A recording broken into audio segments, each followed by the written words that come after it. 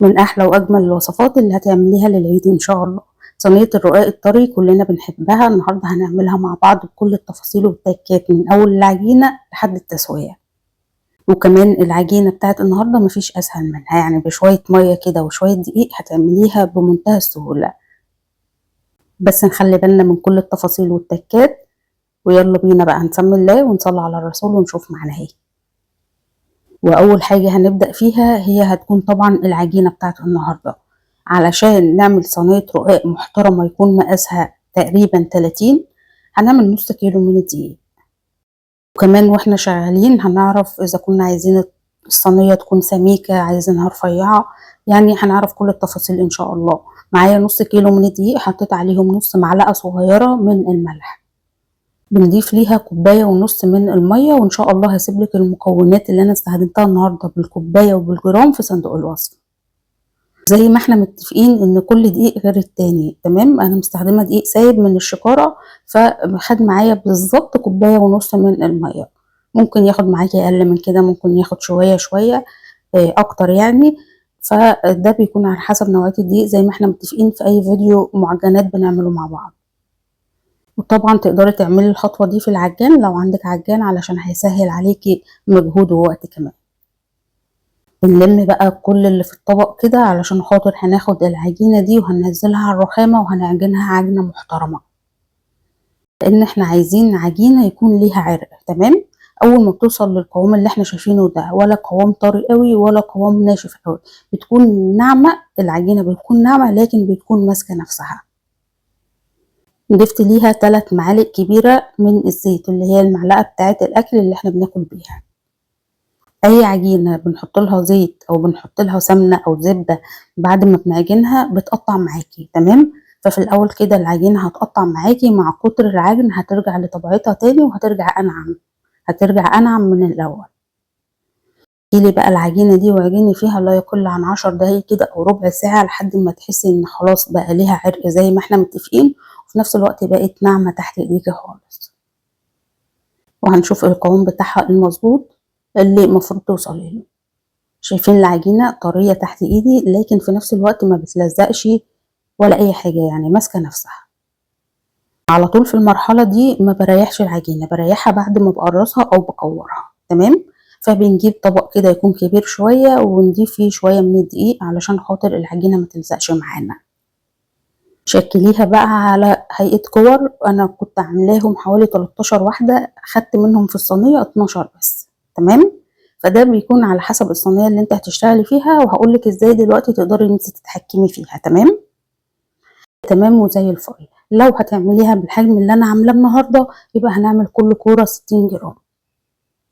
ما عندكيش ميزان، يبقى هتقسميهم 13 واحدة يكونوا قد بعض على قد ما تقدري، عشان العجينة دي تديكي نتيجة كويسة وتفرديها بكل سهولة. بعد ما بنقرصها كده في الطبق بنغطيها بكيس تلاجة نضيف، وبعدين بنغطيها بفوطة وبنسيبها حوالي ساعة كده ترتاح.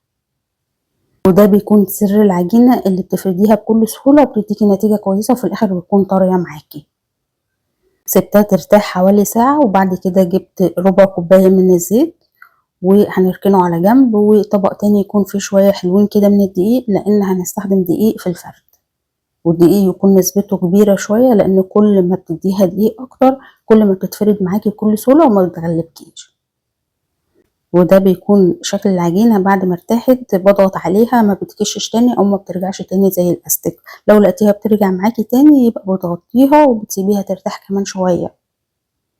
تفردي دقيق كتير تحتيها وفوقيها علشان تعرفي تفرديها زي ما قلنا، لأن لو ما فردناش دقيق هتلزق معاكي في النشابة أو المردانة اللي انت شغالة بيها، كمان هتلاقيها لزقت في الرخامة مش هتقدري ان انت تشيليها. تمام؟ في ناس بتحط بقى كذا قطعة فوق بعض، 5 6 تقريبا، وما بين كل واحدة والتانية بتدي شوية زيت او دهنة زيت ورشة من الدقيق، وبتحط الطبقة التانية وبتفرد كله مع بعضه.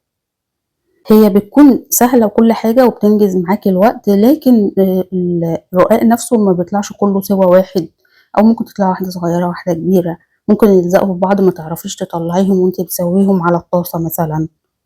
فبصراحة كده انا ما بستخدمش الطريقة دي، انا بستخدم وبفرد واحدة واحدة كده لحد ما بوصل للقوام ده.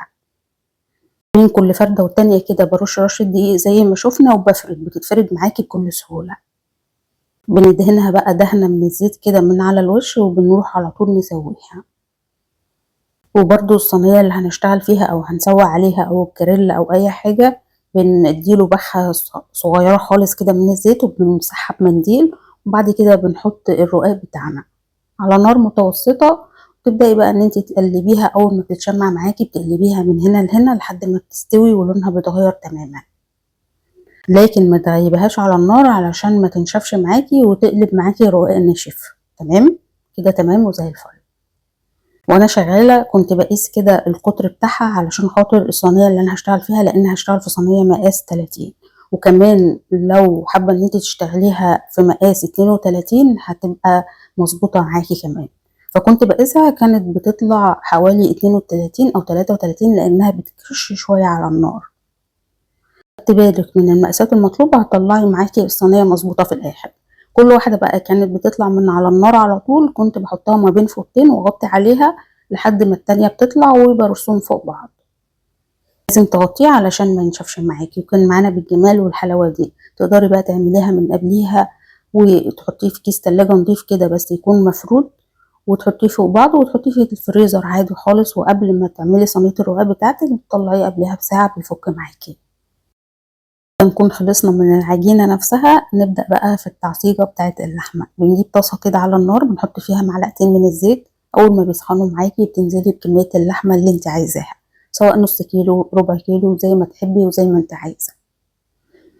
أول ما اللحمة لونها بيتغير وبتدخل كده في لون الاستوى اللي احنا شايفينه اللي هو اللون البني ده، بننزل على طول عليها ببصلاية بنكون مقطعينها بالسكينة، وسواء بقى بصل أبيض سواء بصل اللي هو الأحمر مش هتفرق كتير.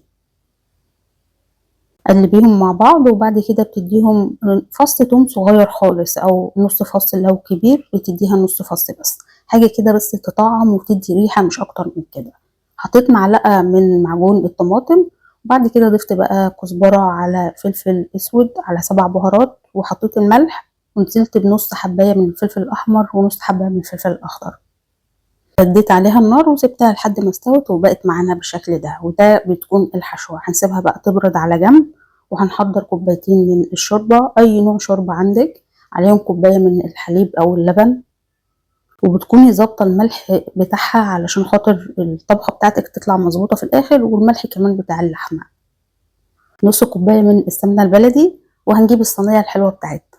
طبعا انا في الاول كده جبت الصينية وحطيت فيها شوية حلوين من السمنة كده تحت ودهنت الصينية بيها، لكن بعد ما خلصت نص الصينية وخلاص والدنيا تمام اكتشفت ان انا اصلا بشتغل في صينية مقاس 28 مش 30، فانا قلتها في صينية مقاس 30. تمام. بنجيب بقى كل رقاقة كده بنغرقها بالخليط اللي احنا عاملينه وبنرصها في الصينية. خليكي بقى تاخدي بالك من حاجة، الرقاق اللي احنا عاملينه النهاردة في البيت مش تخين، يعني سمكه مش تخين، لكن لو انت شارياه من بره والسمك بتاعه تخين طبعا بتقللي في الكمية بتاعت الصينية. يعني مثلا انا عاملة 6 تحت و6 فوق لانه مش سميك زي ما احنا شايفين، لكن لو هو سمكه اتخن من كده تقدري تعملي 4 فوق و4 تحت. برضو في الاخر بيرجع لراحتك وحسب ما انت بتحبيه، سواء مليان او مش مليان. تمام. ده بقى انت بتتحكمي فيها، انا بديكي الفكرة وانت تتحكمي زي ما انت عايزة. ما بين كل واحدة والتانية كنت بدهن دهنة بسيطة خالص من السمنة. حطينا الحشوة بتاعتنا وبنبدأ برضو نعمل نفس الخطوات اللي احنا عملناها. اهم حاجة عندي او اهم خطوة تخلي بالك منها انك لازم تحطي الرقاقة وتسيبيها تتشرب الخليط اللي احنا عاملينه وتدهنيها دهنة خفيفة خالص من السمنة. تمام. طبعا في الوقت ده بقى كانت الصينية زي ما احنا شايفين كانت اللي هي 28، فنقلتها في المقاس 30 وخدت بقى الزيادات اللي على الطرف دي. تقدري زي ما قلت لك لو عاملة نفس المقاسات اللي انا عاملاها تعمليها في صينية مقاس 32. تمام عشان نبقى متفقين. ناخد الاطراف كده باي سكينة او باي حاجة لحد ما بتظبط معاكي بالشكل ده. بنعمله قبل اخر طبقة هنحطها. اخر طبقة هنحطها انا بقصها كده بالمقص قبل ما احطها، بتكون على قد الصينية بالظبط من فوق. وبندهنها. وفي الوقت ده بقى حابة ان انت تقطعيها قبل ما تدخل الفرن تمام، حابة تقطعيها بعد ما تطلع من الفرن زي ما انا عملت برضو تمام. كده هتبقى حلوة وكده هتبقى حلوة. هنسخن بقى الفرن بتاعنا على درجة حرارة 170 في الرف الأوسط على الشبكة، بنسيبه يسخن حوالي ربع ساعة كده. وبعد كده بنحط الصينية بتاعتنا. أول ما بترفعيها كده بحرف سكينة أو بأي حاجة تلاقيها خدت اللون اللي احنا شايفينه ده، على طول بنطلعها وبنقلبها بقى في صينية تانية وبندهنها برضو نفس الدهنة، وبنرجعها الصينية تاني. وبنحط بقى قطعة قشطة كده على الوش، دي بتنقلها في حتة تانية خالص. تدهني بيها كل الوش كده وتخليها تنزل على الجناب، وبعد كده بنولع عليها الشواية شوية صغيرين تاخد بس اللون المطلوب وبنطلعها على طول. فرض ما عنديش قشطة ممكن تاخدي وش لبن لو عندك في التلاجة مثلا، أو ممكن تاخدي معلقة من السمنة البلدي وتدهني بيها الوش تمام كده وزي الفل. نقدمها بقى مع بعض، وبهنا نكون خلصنا أحلى وأجمل صينية رقاق هتعمليها كده في البيت من الألف للياء، وهتتحدي بيها أي حد. أتمنى من كل قلبي إن انتوا تجربوا الوصفة بتاعت النهاردة، وبألف هنا وشفا مقدما إن شاء الله للي هيجربها، وربنا يحسن ما بين إيديكم يا رب. لو أول مرة بتشوفيني لايك وشير واشتراك في القناة علشان يوصلك كل جديد، متنسيش اللايك للفيديو. عايزة أقولك إن الطبقة اللي فوق الأولانية خالص والطبقة اللي تحت مقرمشين، مع بقى الحشوة وبقية صينية الرقاق طرية خالص وفي منتهى الجمال، يعني ميكس كده مع بعض وحاجة تحفة جدا جدا. كمية اللحمة تقدري تتحكمي فيها معاكي من ربع كيلو لحد نص كيلو للصينية اللي احنا عاملينها دي تمام كده وزي الفل ان شاء الله. زي ما قلتلك هسيب ليكي كل المقادير والمكونات اللي انا استخدمتها النهارده في صندوق الوصف. ولو في اي استفسار بخصوص الوصفة بتاعت النهارده سيبيلي التعليق وانا هرد عليك على طول. الفيديو بتاع النهارده طويل حبتين، اتمنى ان انتوا تكونوا ما زهقتوش، لكن حبيت ان انا اوصل لكم كل التفاصيل والتكات اللي هتعمليها في البيت بكل سهولة. وبكده اكون خلصت الوصفة بتاعت النهارده. اشوفكم ان شاء الله في وصفة جديدة على الف خير.